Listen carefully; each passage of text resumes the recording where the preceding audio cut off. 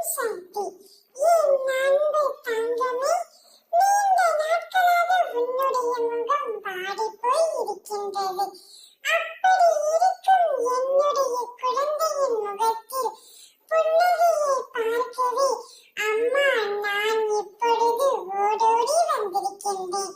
நீ சிரித்து எவ்வளவு நாட்கள் ஆகிவிட்டன. உதடுகளில் போலியான சிரிப்பை மட்டுமே வைத்திருக்கின்றாய்.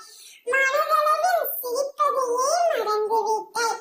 உறவுகளிடத்திலும் நட்புகளிடத்திலும் உறவு பாராட்டாமல் எதையோ இழந்தது போல, தனிமை போதும் என்ற நிலையைப் போல, இப்போது யாரும் இல்லாத காட்டில் அனாதையாய் நிற்பது போல நிர்கதியாய் நிற்கின்றாய். யாரிடமும் உன்னுடைய கஷ்டங்களை பகிர்ந்து கொள்ளாமல் தன்னந்தனிமையில் தவித்துக் கொண்டிருக்கின்றாய். அனைத்தையும் நான் அறிவேன். நீ வாய்விட்டு என்னிடம் சொல்லாவிட்டால் எனக்கு தெரியாதா என்ன?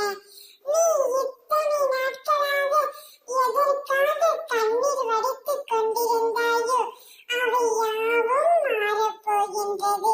உன்னுடன் இணைந்து வாழ்ந்தே ஆக வேண்டும் என்று ஓர் உறவு துடித்துக் கொண்டு இருக்கின்றது. அது யாரம்மா என்றுதானே கேட்கின்றாய். யார்தானே?